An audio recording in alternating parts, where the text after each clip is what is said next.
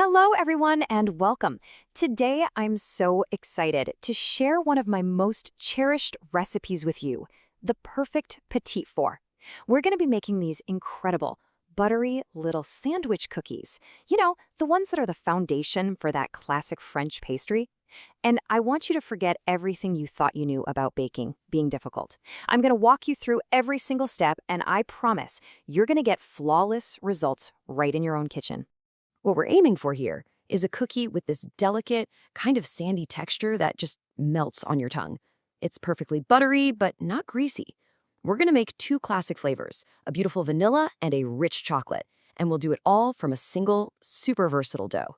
Trust me, getting that professional bakery quality finish is so much simpler than you think. All right, let's get our hands dirty.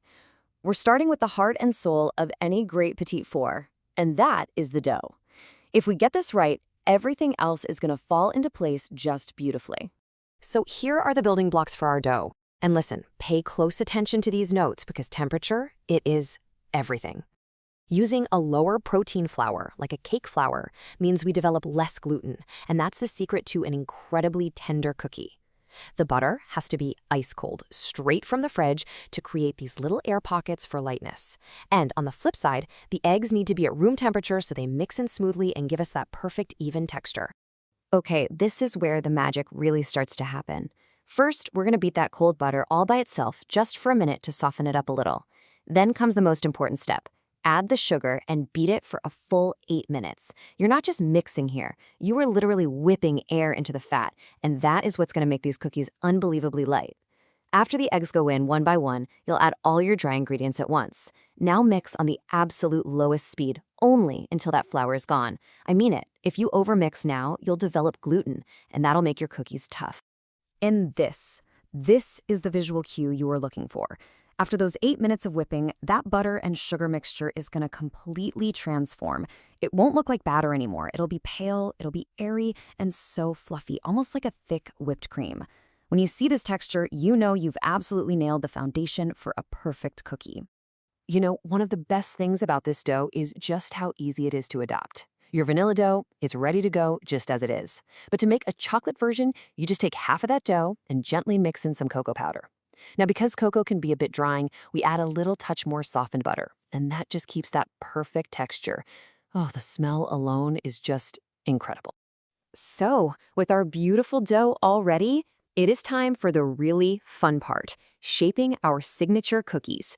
This is where you really get to let your personality shine. Now for the shaping. You can go classic with a piping bag, or you can go quick and easy with a cookie press. You know what? Both give you absolutely beautiful results, so let's just break down the technique for each one. For that classic bakery-style piped look, a star tip is really essential. The trick is to hold the bag completely vertical, straight up and down to the baking sheet. Then use firm, steady pressure to pipe these nice, thick rosettes. That thickness is what stops them from spreading too thin and burning. And hey, if you feel the dough getting soft from the heat of your hands, just pop the whole piping bag in the fridge for a few minutes to firm it right back up. Now, if you're using a cookie press, your secret weapon is chilling the dough for about 15 minutes. This just firms it up enough so you get those really crisp, clean shapes. And remember to press directly onto an ungreased baking sheet. The dough actually needs to stick to the pan for a second to release properly from the press. Have fun with it, try out all the different design discs. Okay, listen up because this next step is completely non-negotiable no matter how you shaped your cookies. Once your trays are full, they go straight into the fridge while the oven is preheating. This final chill solidifies that cold butter one last time, and that is the ultimate guarantee that your beautiful designs won't spread into little puddles in the oven. Seriously, do not skip this step. Okay, our cookies are chilled and they're ready to go. Now, I am going to share the most important part of this entire recipe, my unique baking method that will give you perfectly shaped cookies every single time. You're going to want to pay close attention here because this technique is a complete game changer. See, most recipes have you bake from the bottom up, which can cause the cookies to spread out before the beautiful design on top has a chance to set. My method, it does the exact opposite, and that is the key to a perfect result. So here's how it works. We use the heat from above first. Your cold tray of cookies goes directly under the broiler for just a moment. This intense top-down heat instantly sets the pipe design and gives it a beautiful golden color before the butter even has a chance to melt and spread.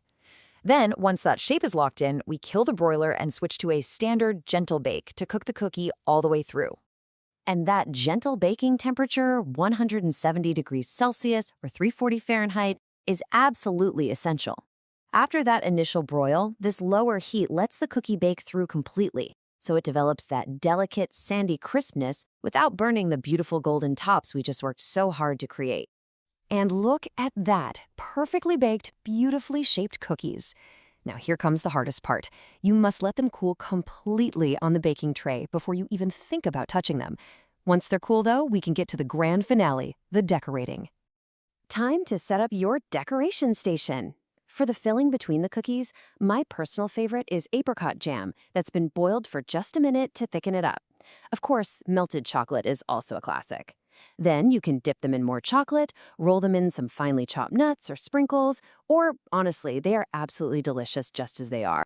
Here's a little tip straight from the professional kitchen. Work in stages. It's so much cleaner and more efficient. Go through and fill all of your cookie sandwiches first. Let them sit for a few minutes so the filling gets a chance to set. Then you can begin the dipping process. Working like an assembly line is going to save you a huge mess and a whole lot of time. Now, to protect that wonderful crisp texture we created, proper storage is crucial. You've got to wait until any chocolate is completely set, then store them in an airtight container with some parchment paper between the layers. But here's the real pro tip. For maximum freshness, store the cookies plain and then assemble them with all the filling and decoration right before you plan to serve them. And there you have it, absolutely perfect petit fours, made with love. I truly hope you've enjoyed making these with me and that you get to share them with people you love. Happy baking!